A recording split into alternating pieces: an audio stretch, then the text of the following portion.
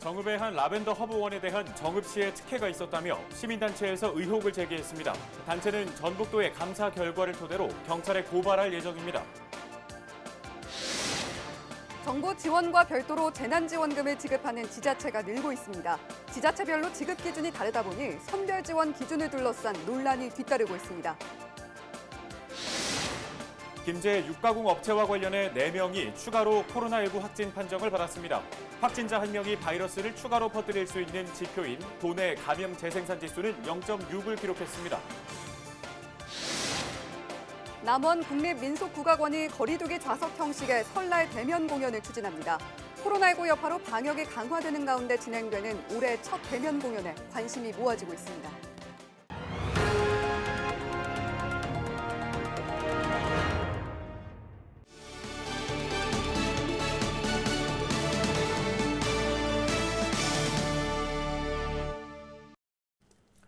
시청자 여러분 안녕하십니까? 헬로티비 뉴스입니다. 오늘의 첫 소식입니다.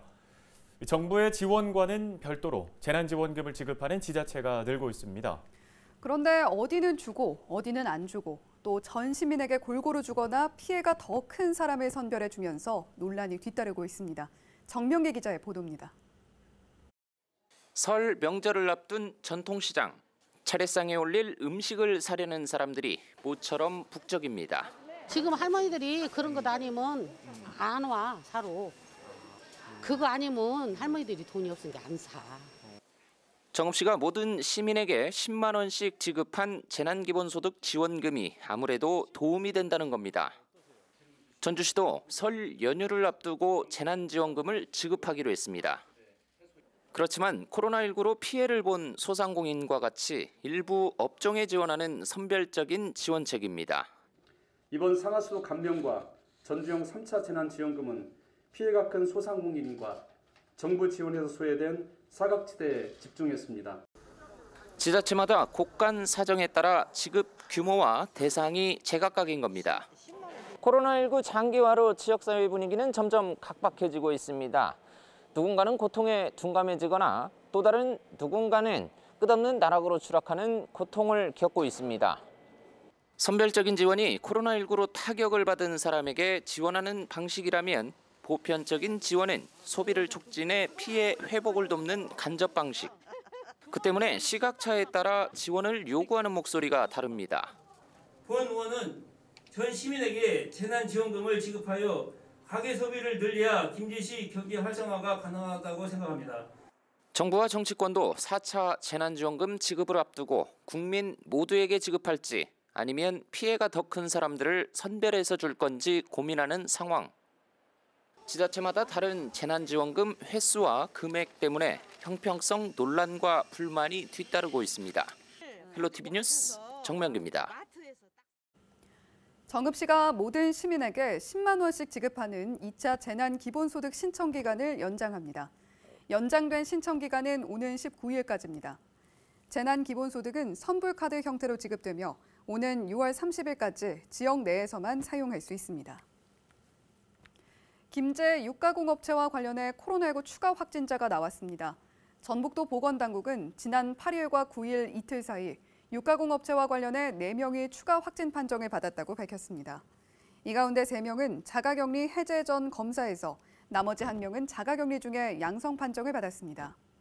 9일 오후 4시 기준 도내 누적 확진자는 1,063명으로 확진자 1명이 바이러스를 추가로 퍼뜨릴 수 있는 지표인 도내 감염 재생산 지수는 0.6을 기록했습니다. 지역 소식 이어갑니다. 사회적 거리두기 지침이 다소 완화되면서 그동안 중단됐거나 미뤄졌던 공연들 다시 직접 볼 수 있는 기회가 생겨나고 있다고 하죠. 네, 비록 코로나19의 기세는 크게 수그러들진 않았지만 공연을 직접 관람하기를 원하는 분들의 수요가 좀 반영이 되고 있다, 이렇게 볼 수 있겠죠. 네, 그렇습니다. 우리 지역에서도 남원 국립민속국악원이 거리두기 좌석 형식으로 설날을 맞아 첫 대면 공연을 준비하고 있다고 하는데요. 김남호 기자가 리허설 현장을 취재했습니다.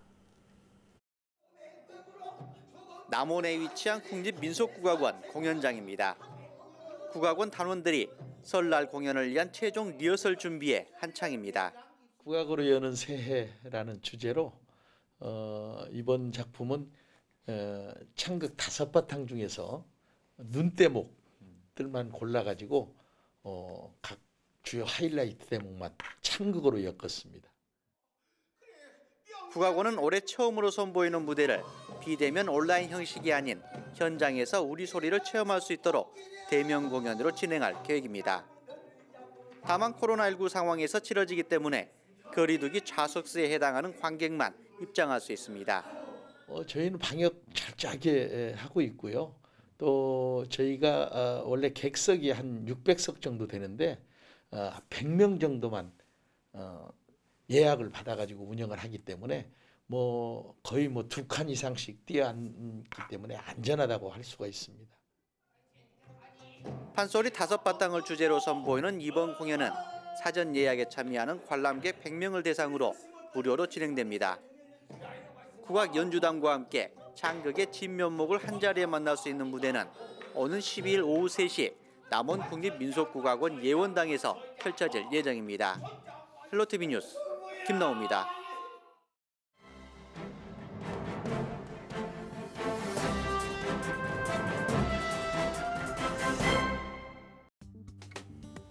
신문 브리핑입니다. 전북경찰이 자치경찰제 시행을 위한 본격적인 준비에 돌입했다는 내용의 전북일보 기사인데요.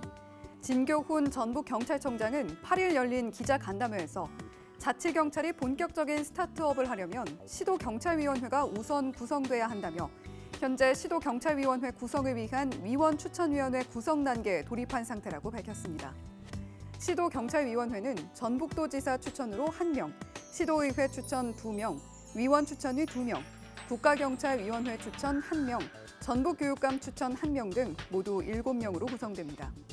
시도경찰위원회를 이끌어갈 위원들을 추천하는 위원추천위원회는 경찰청장과 전북도지사, 전북교육감, 전주지법원장, 도의회와 시군자치단체장 협의회장 등이 추천한 5명으로 꾸려집니다.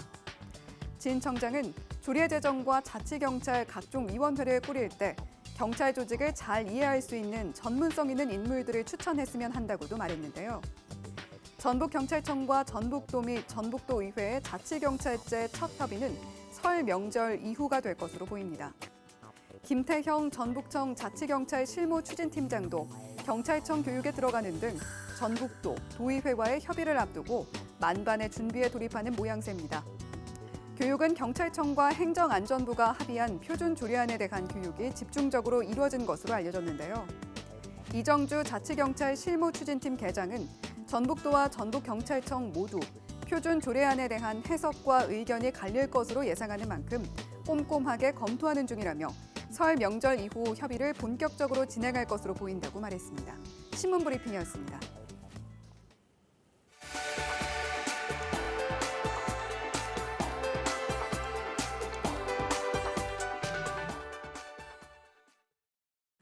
지역 소식 이어갑니다. 정읍의 한 라벤더 허브원에 대한 정읍 시의 특혜가 있었다며 시민단체에서 의혹을 제기했습니다. 공공성 강화 정읍 시민단체 연대회의를 비롯한 22개 단체는 9일 오전 10시 전북도청에서 기자회견을 갖고 전북도 감사에서 드러난 특혜 의혹과 관련해 철저한 조사를 요구했습니다. 단체는 산지로 보전돼야 할 땅에 라벤더가 심어지고 허브원이 들어서 농업회사 법인의 이익을 안겼다고 주장했습니다.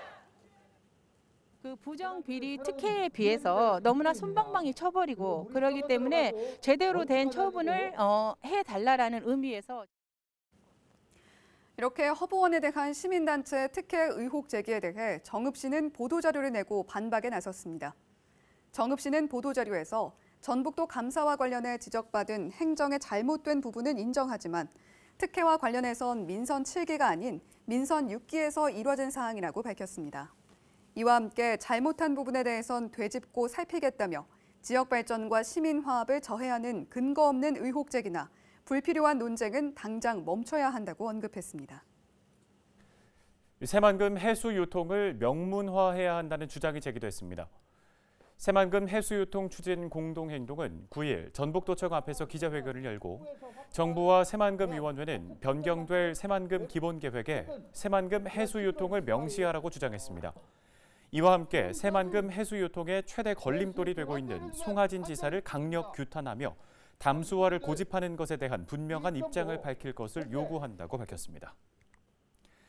네, 이어서 따뜻한 지역 소식 전해드립니다. 김제 한 음식점 대표가 설을 앞두고 어려운 이웃에 명절 음식을 전달했습니다. 박옥진 대표는 설렁탕과 떡국떡, 부침개와 같은 명절 음식 꾸러미를 장만해 지역 내 취약계층 90가구에 전달했습니다. 박 대표는 10여 년째 명절이 되면 어려운 이웃에 음식을 전달하는 등 무료 봉사를 이어오고 있는데요. 박 대표의 소감을 직접 들어보시겠습니다. 홀로 있는 노인들, 장애인들, 결식아동들 그런 사람들한테 조금이라도 따뜻하게 명절을 지낼 수 있게끔 밑반찬 종류를 해줬어요. 다음 소식입니다. 임실군 공무원들이 코로나19 여파로 어려움을 겪고 있는 소상공인들을 돕기 위해 나섰습니다. 임실 사랑 상품권 구입 운동에 나선 건데요. 임실군 공무원 노조는 적립회비를 통해 임실 사랑 상품권 7천만 원어치를 구입했다고 밝혔습니다. 군은 설 명절을 앞두고 임실 사랑 상품권 구매 한도를 50만 원에서 100만 원으로 확대했고 10% 할인율도 적용해 운영하고 있습니다.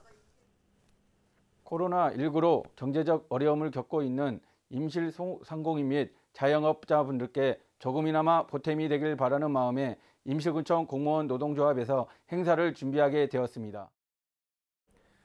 남원시는 CK 안전유리가 남원 일반산업단지에 첫 공장을 짓고 이달 중순부터 가동에 들어간다고 밝혔습니다. 이 회사는 170여억 원을 들여 2만 4천여 제곱미터 부지의 공장을 신축하고 냉장고와 세탁기, 오븐 등에 사용하는 판유리를 생산하게 됩니다. 남원 일반산업단지는 970억 원이 투입돼 남원 3해면 월평리 일대에 조성됐습니다. 우리 지역 날씨 정보입니다. 수요일은 낮에는 맑다가 오후에 차차 흐려지겠습니다. 최저 기온은 영하 3도, 한낮에는 9도까지 오르겠는데요. 미세먼지 농도는 보통 수준으로 예보됐습니다. 설 연휴가 시작되는 목요일에는 맑겠습니다. 아침에 1도, 한낮에 13도로 기온도 종일 영상에 머물며 포근하겠는데요. 미세먼지 농도는 계속해서 보통 수준 보이겠습니다. 수요일 지역별 아침 기온입니다. 순창과 임실이 영하 6도, 남원 영하 5도, 고창은 영하 4도, 그 밖의 지역은 영하 3도 나타내겠습니다. 오후 들어서는 기온이 영상으로 오르며 날이 풀리겠습니다. 주간 날씨입니다. 설 연휴에는 목요일에 구름이 많겠고 일요일 흐리겠지만 대체로 맑은 날이 이어지겠습니다. 아침 기온도 내내 영상권, 낮에는 15도까지 오르는 포근한 날씨가 이어지겠습니다. 다만 일교차가 큰 만큼 건강관리에 유의하셔야겠습니다. 바다 날씨입니다. 서해와 남해 해상 구름 많겠고 물결은 0.5m로 잔잔하게 일겠습니다. 생활지수입니다. 입춘이 지났지만 아직 아침 저녁으로는 날이 쌀쌀한데요. 이럴 땐 피부가 쉽게 건조해집니다. 난방열까지 더해지면 건조증이 악화되는데요. 가습기 잊지 마시고 샤워할 땐 너무 뜨거운 물보단 미지근한 물이 좋습니다. 날씨 정보였습니다.